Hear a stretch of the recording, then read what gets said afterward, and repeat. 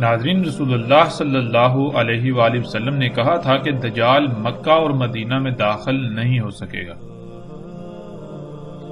گزشتہ ایک ساتھ میں ہم یہ جان چکے کہ دجال مدینہ میں داخل نہیں ہوگا، اور اب ہم بات کریں گے کہ دجال مکہ میں داخل نہیں ہو سکے گا یا دجال مکہ میں داخل نہیں ہوگا۔ دجال مکہ میں داخل نہیں ہو سکے گا، اسے جاننے کے لیے ہمیں سب سے پہلے مکہ کو جاننا ہوگا کہ مکہ کیا ہے، مکہ کسے کہتے ہیں۔ جب ہم مکہ کو جان لیں گے تو انشاءاللہ اللہ کے فضل سے ہم پر سب کچھ کھل کر واضح ہو جائے گا۔ تو ناظرین، مکہ کیا ہے؟ اگر مکہ سے مراد وہ بستی ہے جو کعبہ کے ارد گرد قائم ہے، تو پھر اس کا مطلب ہے کہ عمر فاروق رضی اللہ تعالیٰ عنہ سمیت وہ تمام کے تمام صحابہ رضوان اللہ علیہم دجال کو نہ سمجھ پائے، اور وہ جھوٹے تھے جو ابن سیاد کے دجال ہونے کی قسمیں کھاتے تھے۔ کیونکہ جب مکہ سے مراد یہ بستی ہے تو پھر ابن سیاد دجال کیسے ہو سکتا تھا؟ اور پیچھے ہم یہ بات جان چکے ہیں کہ رسول اللہ صلی اللہ علیہ وآلہ وسلم نے کہا تھا کہ دجالی اکبر سے پہلے بھی کئی دجال ہوں گے جو کہ انسان ہوں گے۔ تو ناظرین، تو پھر ابن سیاد دجال کیسے ہو سکتا ہے جو کہ یثرب میں ہی رہتا تھا اور مکہ میں بھی آتا جاتا تھا، بلکہ اس کی پیدائش بھی یثرب میں ہوئی جسے آج مدینہ کہا جاتا ہے، اور یہ سب ان تمام صحابہ کرام رضوان اللہ کو علم تھا۔ اس کے باوجود اگر وہ ایسا کہتے رہے تو پھر رسول اللہ صلی اللہ علیہ وآلہ وسلم کے ان الفاظ کو جھٹلانا پڑے گا کہ دجال مکہ اور مدینہ میں داخل نہیں ہو سکے گا۔ لیکن حقیقت یہ ہے کہ عمر فاروق و ابن عمر رضی اللہ تعالیٰ عنہم سمیت تمام اصحاب رسول بھی اپنے قول میں سچے تھے، اور رسول اللہ صلی اللہ علیہ وآلہ وسلم کے الفاظ بھی بالکل حق ہیں۔ اگر کہیں فرق ہے تو وہ لوگوں کی سمجھ میں، کیونکہ لوگوں نے قیاس پر مبنی باطل نظریات کو نہ صرف پروان چڑھایا بلکہ انہیں اپنے ذہان میں اتنا پختہ کیا کہ اور کوئی بات سوچنے کے قابل ہی نہ رہے، اور پھر انہی نظریات کی روشنی میں وہ سب کچھ سمجھنا چاہتے ہیں جو کہ ناممکن ہو جاتا ہے۔ ناظرین، اگر مکہ سے مراد وہ بستی ہے جو کعبہ کے ارد گرد قائم ہے تو پھر رسول اللہ صلی اللہ علیہ وآلہ وسلم نے خواب میں دجال کو کعبے کا طواف کرتے ہوئے کیوں دیکھا؟ یعنی اسے تو مکہ جو بستی ہے اس کے ارد گرد طواف کرتے ہوئے نظر آنا چاہیے تھا، یعنی کہ وہ مکہ میں داخل ہونے کی کوشش کر رہا ہے۔ لیکن جب ہم دیکھیں تو رسول اللہ صلی اللہ علیہ وآلہ وسلم کا جو خواب ہے ہم اسے روایت میں دیکھ سکتے ہیں۔ دجال کو رسول اللہ صلی اللہ علیہ وآلہ وسلم نے کعبے کا طواف کرتے ہوئے دیکھا، یعنی کہ گویا کہ وہ کعبے میں یا اس مقام میں داخل ہونے کی کوشش میں اس کے ارد گرد گھوم رہا ہے۔ پھر ناظرین، اگر مکہ سے مراد یہی بستی ہے جو کعبہ کے ارد گرد قائم ہے تو پھر عمر فاروق رضی اللہ تعالیٰ عنہ سمیت تمام باقی صحابہ جو یہ کہتے تھے ابن سیاد ہی دجال ہے، ابن سیاد کے دجال ہونے پر قسمیں کھاتے تھے، حالانکہ ابن سیاد مکہ اور یثرب میں ہی موجود تھا، وہی موجود ہوتا اور وہ یہ بھی جانتے تھے کہ دجال مکہ اور مدینہ میں داخل نہیں ہو سکے گا، تو پھر یہ کیسے ممکن ہے؟ یعنی کہ اگر مکہ اور مدینہ سے مراد یہی مکہ مدینہ ہے یا مکہ سے مراد یہی مکہ ہے جسے آج ہر کوئی سمجھتا ہے، تو پھر کیا عمر فاروق رضی اللہ تعالیٰ عنہ سمیت باقی تمام کے تمام اصحاب رسول جو یہ کہتے تھے ابن سیاد دجال ہے، کیا وہ غلط تھے، کیا وہ جھوٹے تھے، یا انہیں اس بات کی سمجھ نہیں آئی تھی؟ کیونکہ ابن سیاد تو مکہ میں آتا جاتا رہتا تھا، یا پھر وہ اپنے قول میں سچے تھے، مکہ سے مراد وہ نہیں ہے جو مراد لیا جاتا ہے۔ اگر مکہ سے مراد وہ بستی ہے جو کعبہ کے ارد گرد قائم ہے تو پھر پیچھے اٹھائے گئے سوالات سمیت مزید کئی ایسے سوالات پیدا ہوتے ہیں جو کہ لاجواب ہیں، ان کا کوئی تسلی بخش جواب نہیں مل سکتا، اور یہ سوالات اٹھانے کا مقصد صرف اور صرف یہ ہے کہ آپ غور و فکر کریں۔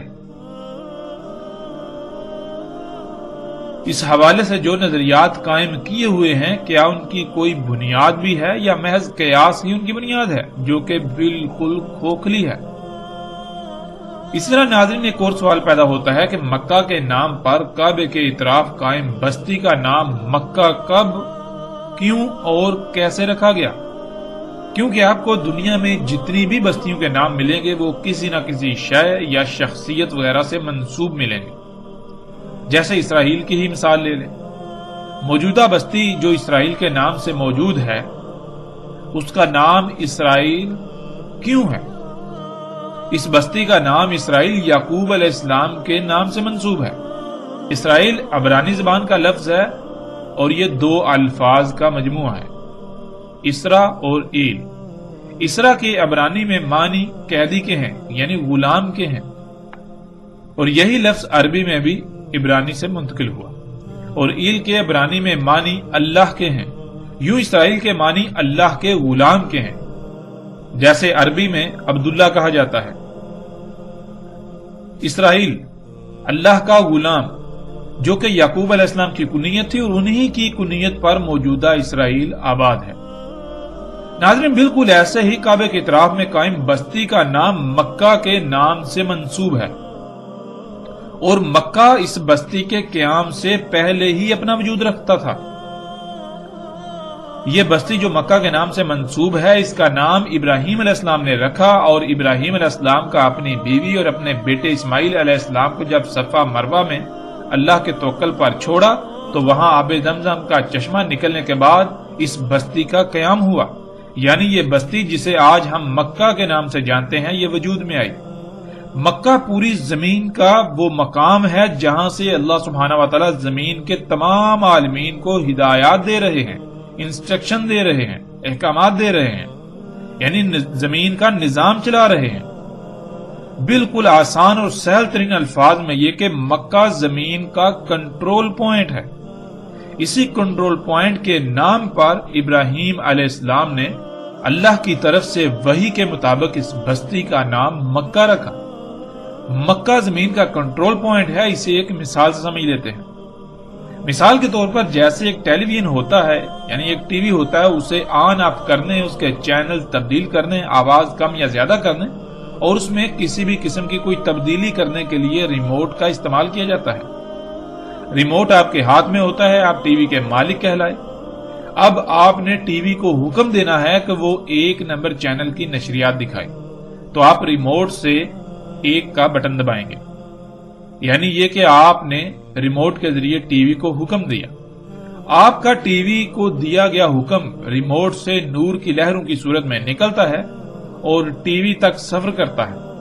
اب پورے ٹی وی میں یہ صلاحیت نہیں ہے کہ وہ اس حکم کو موصول کر کے اسے سمجھ سکے اور پھر اس پر عمل کرے، بلکہ ٹی وی میں ایک ہی مقام ایسا ہے جو ریموٹ سے نکلنے والے کسی بھی حکم کو نہ صرف موصول کرنے کی صلاحیت رکھتا ہے بلکہ اس کو سمجھ کر آگے متعلقہ محکمے کو آگاہ کرتا ہے کہ مالک نے تمہارے لیے فلاں حکم بھیجا ہے، اور پھر ٹی وی کا متعلقہ حصہ یا محکمہ اس پر عمل کرتا ہے۔ ٹی وی کا وہ حصہ یا وہ مقام سینسر کہلاتا ہے۔ پورے ٹی وی میں سینسر وہ واحد مقام ہے جو مالک کی طرف سے آنے والے ہر حکم کو موصول کر کے اسے سمجھنے کے بعد متعلقہ حصے کو بھیجتا ہے کہ اگر آپ نے آواز کم یا زیادہ کرنی ہے تو سینسر حکم کو موصول کر کے اسے ٹی وی میں آواز والے محکمے کو بھیجے گا۔ بالکل اسی طرح وہ ہر حکم کو وصول کر کے متعلقہ محکمے کو مالک طرف سے آیا ہوا حکم بھیجتا ہے، اور پھر ٹی وی میں ہر محکمہ اس حکم پر عمل کرتا ہے جس سے ٹی وی آپ کی ہدایات کے مطابق چلتا ہے، یعنی جو چینل آپ چاہتے ہیں وہ ٹیون ہوتا ہے، جتنی آواز آپ چاہتے ہیں اتنی ہی آواز کم یا زیادہ ہوتی ہے۔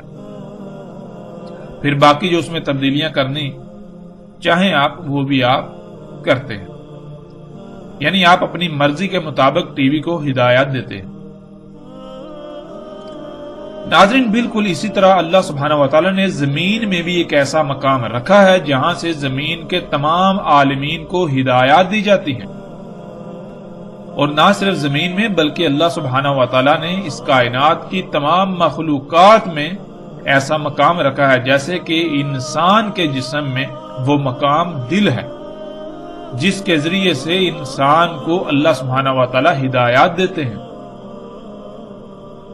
تو ناظرین، بالکل اسی طرح اللہ سبحانہ و تعالی نے زمین میں بھی ایک ایسا مقام رکھا ہے جہاں سے زمین کے تمام عالمین کو ہدایات دی جاتی ہیں کہ کس کس مخلوق کو کیا کیا کام کرنا ہے، کس کس کا کیا کیا کام ہے، کس کس نے کیا کرنا ہے، کیسے کرنا ہے، کب کرنا ہے، کیوں کرنا ہے۔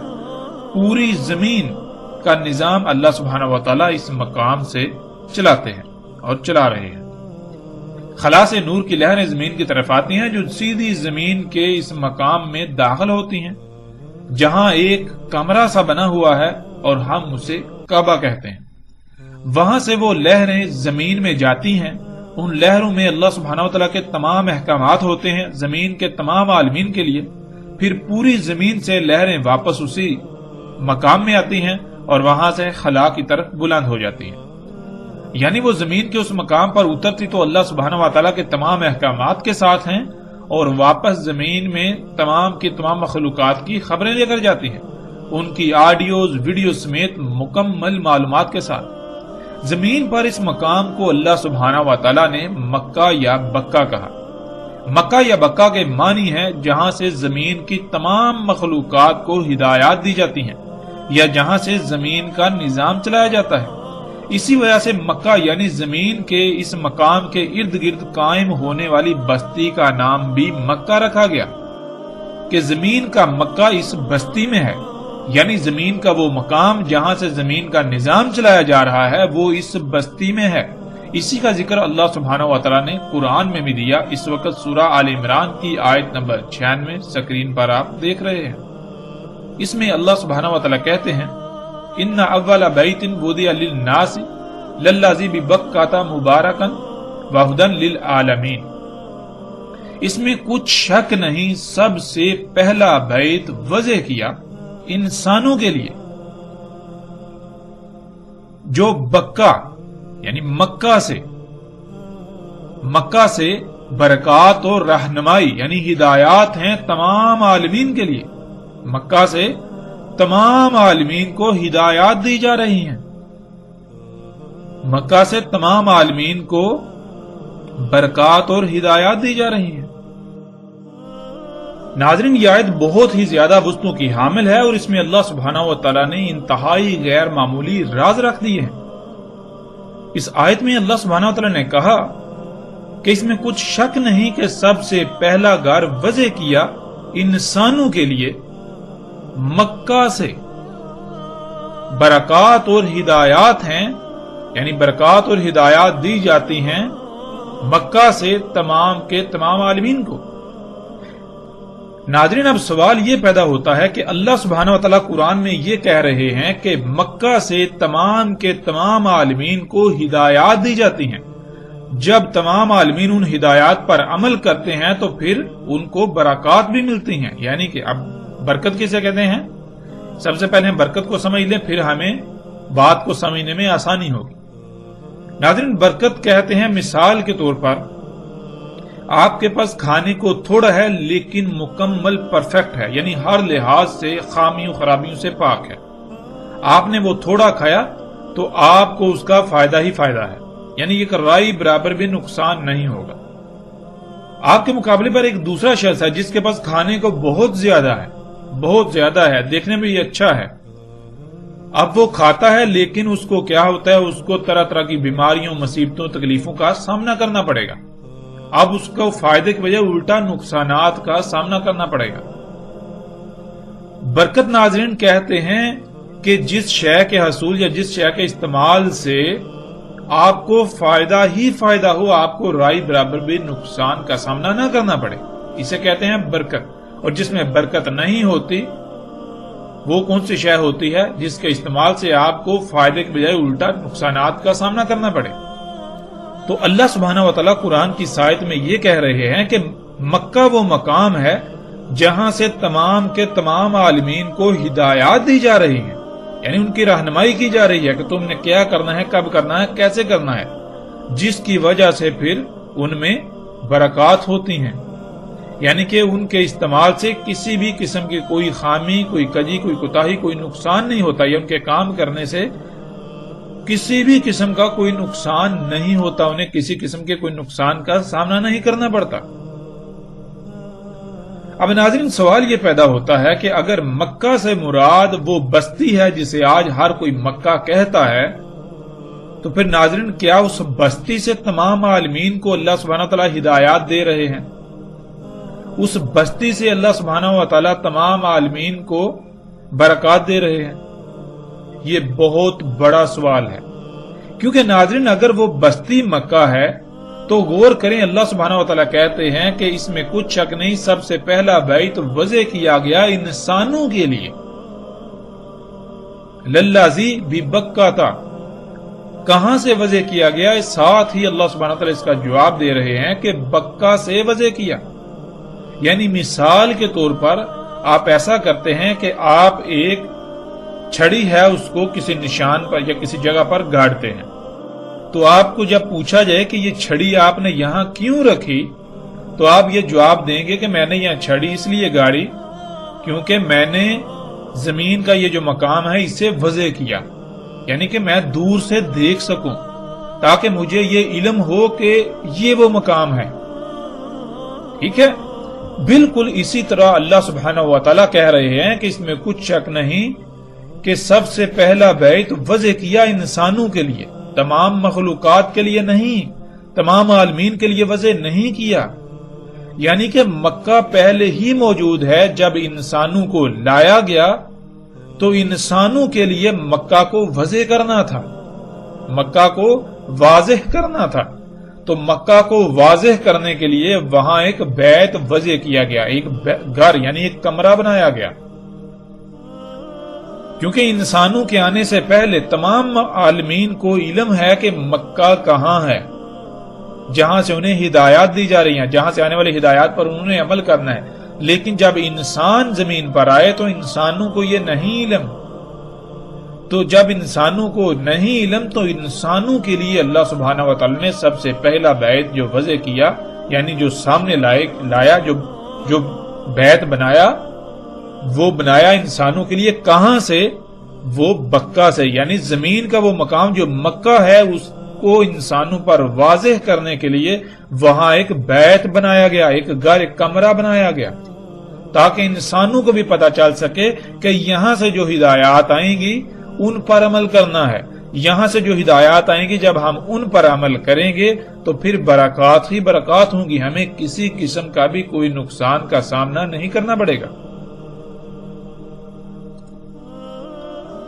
تو ناظرین یہ آیت بالکل کھول کر واضح کر رہی ہے کہ مکہ وہ بستی نہیں ہے، مکہ تو زمین کا وہ مقام ہے جہاں سے زمین کے تمام عالمین کو ہدایات دی جا رہی ہیں، ان کو احکامات دیے جا رہے ہیں کہ انہوں نے کیا کیا، کب کیسے کرنا ہے، کیوں کرنا ہے، ان کو ہدایات دی جا رہی ہیں۔ اور ناظرین اگر مکہ سے مراد یہ بستی ہے تو غور کریں، جب اس بستی کا وجود نہیں تھا تو اس بستی کے وجود سے پہلے زمین کے تمام عالمین کو ہدایات کہاں سے دی جا رہی تھی، کہاں سے برکات انہیں دی جا رہی تھی؟ تھوڑا غور تو کریں۔ اور پھر اللہ سبحانہ و تعالیٰ نے بالکل واضح کہا کہ کن کے لیے بیت وضع کیا؟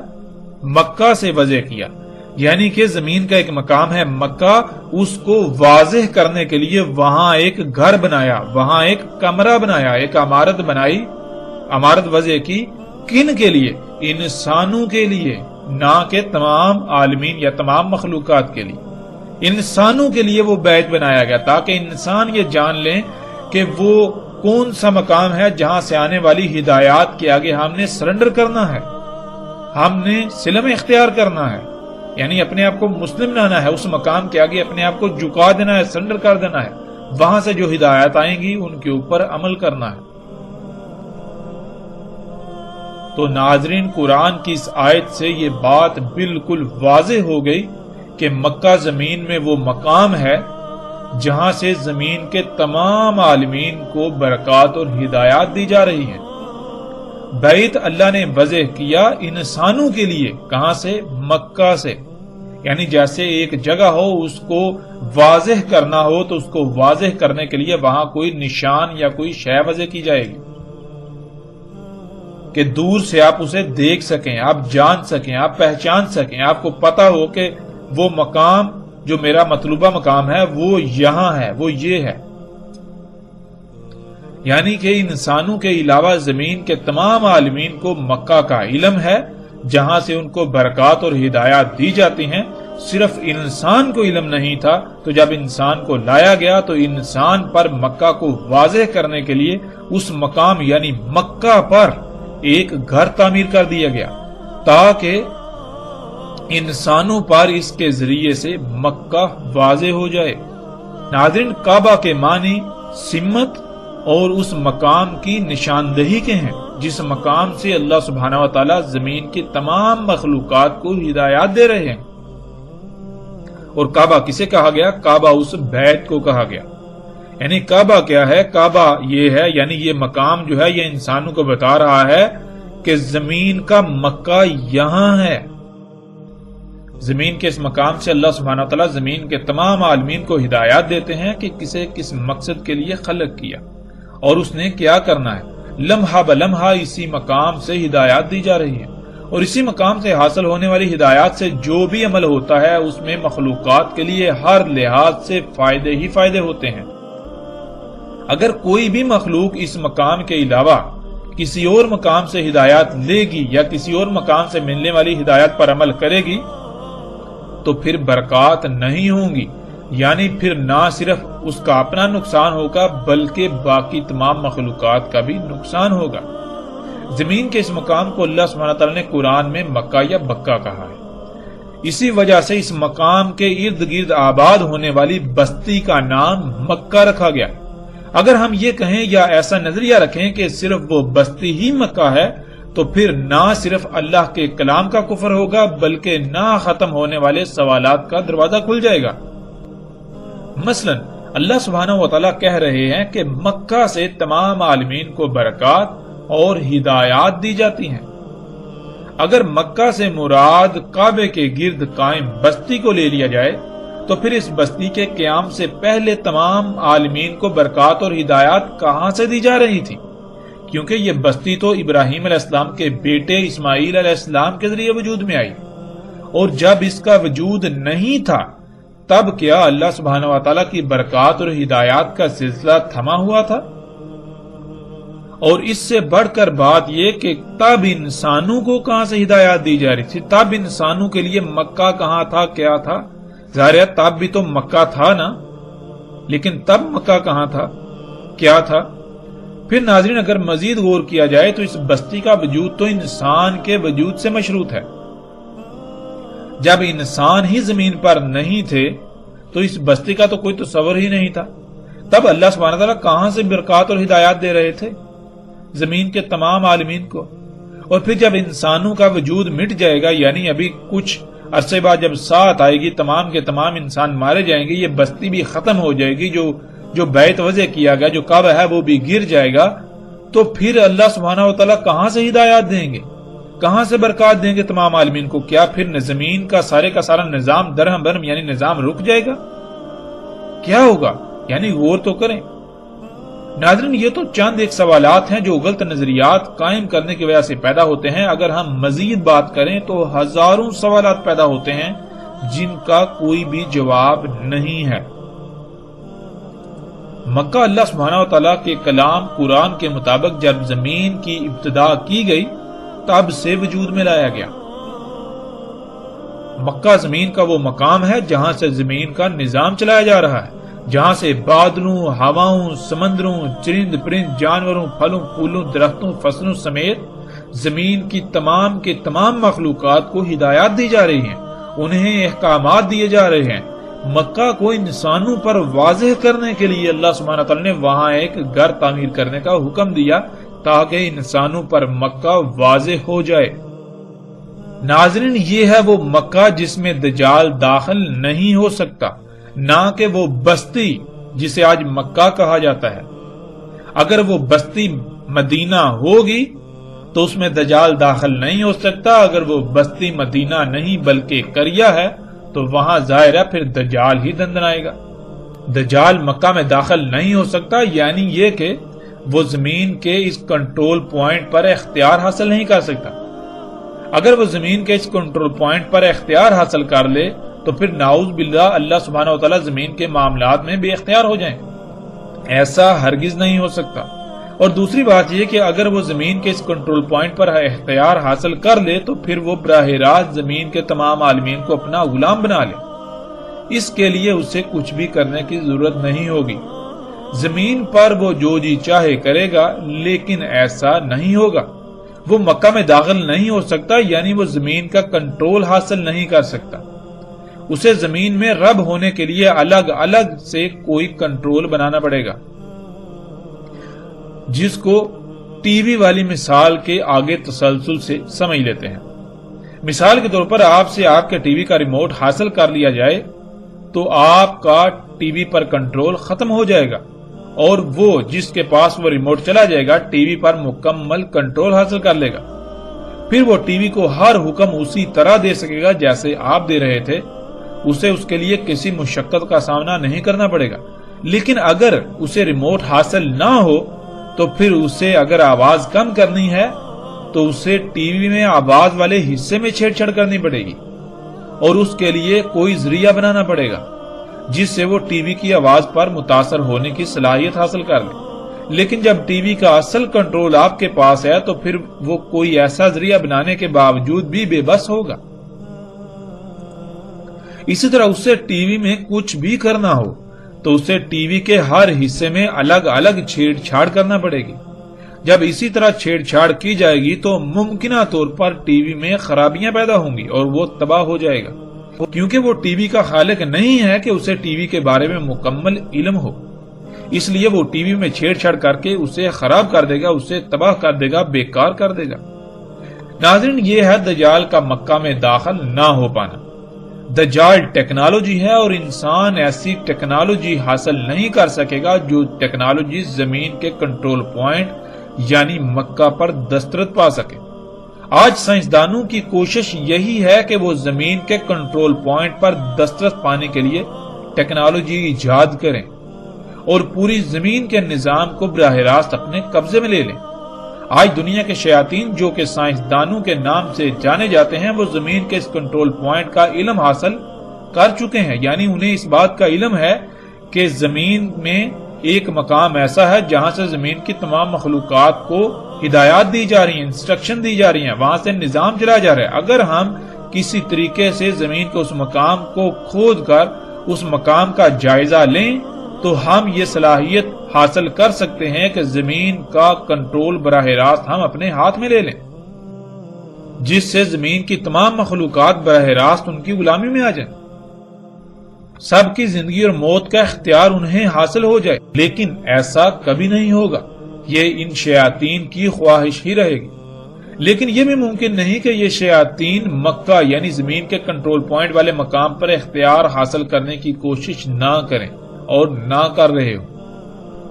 مصدقہ ترین بات یہ ہے کہ مسجد الحرام کی توسیع کا جو پروجیکٹ تھا یا جو پروجیکٹ ہے، اس کے نام پر پوری منصوبہ بندی کی گئی تھی کہ کسی نہ کسی طریقے سے اگر اس عمارت کو یعنی جو کعبہ ہے اس کو اگر گرا دیا جائے، کسی یعنی کہ ظاہری طور پر اسے ایک حادثے کی صورت دی جائے، تو دوبارہ تعمیر کے نام پر اس مقام کا ہم جائزہ لے سکتے ہیں۔ لیکن فی الحال یا اب تک وہ اپنے اس مقصد میں کامیاب نہیں ہو سکے۔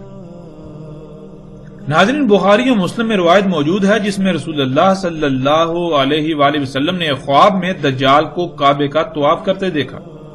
دجال کا کعبے کا طواف، آج دجال عمارتوں کی شکل میں کعبے کا طواف کر رہا ہے، اور مسجد الحرام کے اندر کعبے کے گرد جو بمنزہ طواف کے لیے پلیٹ فارم بنایا ہوا ہے وہ بھی بالکل دجال طواف کر رہا ہے۔ اور جو لوگ ٹیکنالوجی یعنی موبائل کمپیوٹر کے ساتھ طواف کرتے ہیں ان کے ساتھ بھی دجال طواف کر رہا ہے۔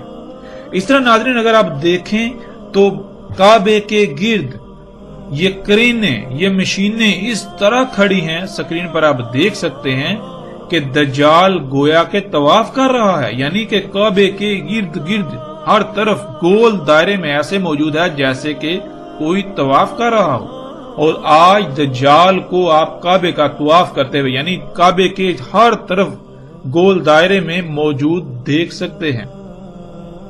ناظرین، مکہ کیا ہے یہ بات ہم پر کھل کر واضح ہو چکی۔ اس کے علاوہ کئی روایات میں ہمیں یہ بات ملے گی کہ رسول اللہ صلی اللہ علیہ وآلہ وسلم نے اس بستی کو جس کو آج مکہ کہا جاتا ہے اسے کریا کہا، یعنی جب یہاں دین قائم نہیں تھا، یعنی جب یہ فطرت پر نہیں تھا، اللہ کی مخلوقات میں چھیڑ چھاڑ کی جا رہی تھی، تبدیلیاں کی جا رہی تھی، تو یہ بستی جسے آج مکہ کہا جاتا ہے اسے رسول اللہ صلی اللہ علیہ وآلہ وسلم نے کریا کہا، جو کہ مدینہ کی ضد ہے جسے ہم گزشتہ ایک ساتھ میں جان چکے ہیں۔ تو ناظرین، آج بھی یہ بات بالکل واضح ہونی چاہیے کہ اگر یہ بستی فطرت پر ہے تو یہ مدینہ کہلائے گی۔ اس بستی کا مکہ کے ساتھ کوئی تعلق نہیں ہے سوائے اس کے کہ یہ بستی وہاں موجود ہے جہاں مکہ موجود ہے۔ اس بستی کا نام مکہ اس لیے رکھا گیا تاکہ پوری دنیا کے انسانوں کے اوپر یہ واضح ہو جائے کہ مکہ ہے کہاں، یعنی زمین کا وہ مقام کہاں ہے جس مقام کے آگے انہوں نے سرنڈر کرنا ہے، جس مقام سے آنے والی ہدایات پر انہوں نے عمل کرنا ہے۔ اگر یہ بستی فطرت پر ہوگی تو یہ مدینہ کہلائے گی، اگر یہ بستی فطرت پر نہیں تو یہ مدینہ نہیں کہلائے گی بلکہ یہ کریا کہلائے گی۔ یہاں دجال دندناتا پھرے گا اور دندناتا پھر رہا ہے۔ آپ غور کریں، آپ کے اوپر حقیقت بالکل واضح ہو جائے گی۔ تو ناظرین، یہ بات جان لیں کہ مکہ اس بستی کا نام نہیں ہے بلکہ مکہ کچھ اور ہے۔ مکہ کچھ اور ہے جس سے اس بستی کو منسوب کیا گیا۔ جیسے آپ اگر اپنے کسی بچے کا نام کسی سے منسوب کرتے ہیں، یعنی کسی سے متاثر ہو کر رکھتے ہیں یا کسی وجہ سے اپنے بچے کا نام رکھیں گے، بالکل اسی طرح اس بستی کا نام مکہ سے منسوب کیا گیا، نہ کہ یہ بستی مکہ ہے۔ مکہ کا اپنا ایک الگ وجود اس بستی سے پہلے تھا۔ مکہ سے ہی اللہ سبحانہ وتعالی زمین کے تمام مخلوقات کو، تمام عالمین کو ہدایات دے رہے ہیں، ان کو برکات دے رہے ہیں۔ تو ناظرین، یہ بات بالکل کھل کر واضح ہو جانی چاہیے۔ آج اب غور و فکر کریں اور دیکھیں کہ کیا اس بستی میں دین قائم ہے، یعنی یہ بستی فطرت پر ہے۔ اگر تو یہ بستی فطرت پر ہے تو یہ مدینہ کہلائے گی، اگر یہ بستی فطرت پر نہیں ہے تو یہ مدینہ نہیں بلکہ کریا کہلائے گی۔ ناظرین، حقیقت اور حق ہر لحاظ سے کھل کر آپ کے سامنے آ چکا۔ اب آپ چاہیں تو اسے تسلیم کریں اور اگر چاہیں تو تسلیم نہ کریں، یہ فیصلہ آپ کے اپنے ہاتھ میں ہے۔ اگر آپ اس حق کو تسلیم کریں گے تو ہمارا کوئی فائدہ نہیں، اور اگر آپ تسلیم نہیں کریں گے، انکار کریں گے، تو ہمارا کوئی نقصان بھی نہیں کریں گے۔ اس کے علاوہ ناظرین، اس موضوع پر جتنی جی چاہے بات کی جا سکتی ہے اور مختلف دلائل اور حوالوں سے اور مختلف پہلوؤں سے اس پر کھل کر بات کی جا سکتی ہے، لیکن ہمارا مقصد بات کو بڑھانا نہیں ہے، بات کو لمبا نہیں کرنا، بلکہ ہمارا مقصد تھا مکہ کو سمجھنا، جو کہ قرآن سے بالکل کھل کر واضح ہو گیا۔ اب اس میں کوئی دو رائے نہیں، کوئی شک نہیں، کوئی شبہ نہیں کہ مکہ کیا ہے۔ مکہ یہ بستی نہیں ہے بلکہ مکہ زمین کا وہ مقام ہے جہاں سے تمام عالمین کو اللہ سبحانہ وتعالی ہدایات اور برکات دے رہے ہیں۔ اور جب انسانوں کو زمین پر لایا گیا تو انسانوں کے اوپر یہ واضح کرنا تھا کہ مکہ کہاں ہے، یعنی زمین کا وہ مقام کہاں ہے جس طرف تم نے اپنا رخ کرنا ہے، یعنی جہاں سے آنے والی ہدایات پر تم نے عمل کرنا ہے۔ ہر طرف سے کٹ کر اپنا رخ تم نے جس طرف کرنا ہے۔ تو ناظرین، جیسے جیسے ہم آگے بڑھیں گے تو دجال کے حوالے سے مزید ہر بات کھل کر سامنے آ جائے گی۔ اس کے علاوہ ایک واقعہ ہے تمیم داری رضی اللہ تعالیٰ عنہ والا، اس پر بھی اگلی ایک ساتھ میں تفصیل کے ساتھ بات ہوگی۔